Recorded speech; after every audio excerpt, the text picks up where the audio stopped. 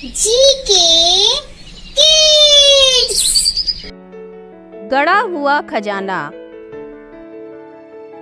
एक किसान अपने खेत में काम कर रहा था। तभी उसने एक बौने को एक जगह पर मिट्टी खोदते हुए देखा। उसने बौने से पूछा, यहाँ मिट्टी क्यों खोद रहे हो? बौना बहुत ही चालाक था।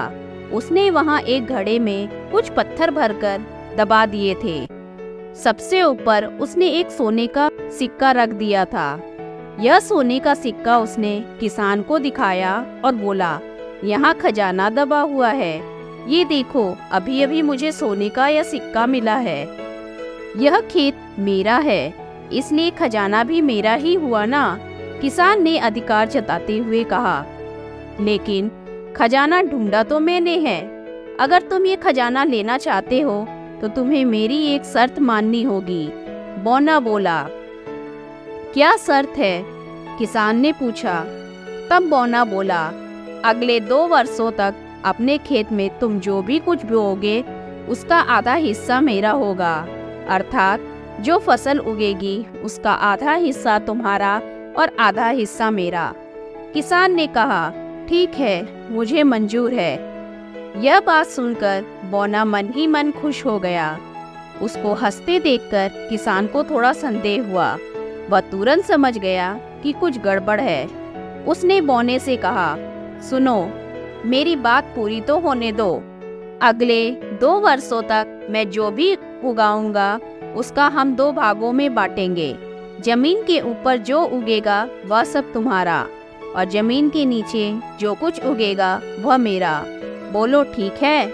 बौने ने सोचा कि यह तो और भी ज्यादा फायदे वाली बात है। खेत में गेहूं, चावल, जौ, मक्का जो कुछ भी उगेगा जमीन के ऊपर उगेगा, वह सब मेरा होगा और नीचे की जड़ें किसान की होगी। वह मन में सोच रहा था, कैसा मूर्ख किसान है। लेकिन किसान मूर्ख नहीं था। उसने अगले 2 वर्षों तक खेत में सिर्फ गाजर और आलू बोए। बेचारे बौने को 2 वर्ष तक केवल जमीन के ऊपर के पत्ते ही मिले, क्योंकि गाजर और आलू सब जमीन के नीचे उगते हैं और जमीन के नीचे का हिस्सा तो किसान का था ना। 2 वर्षों बाद खजाने को निकालने का समय आया।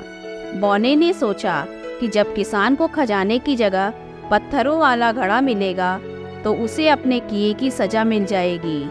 लेकिन भगवान भी बुद्धिमान व्यक्ति का साथ देते हैं। जब वह जगह खोदी गई तो वहाँ 2 घड़े मिले।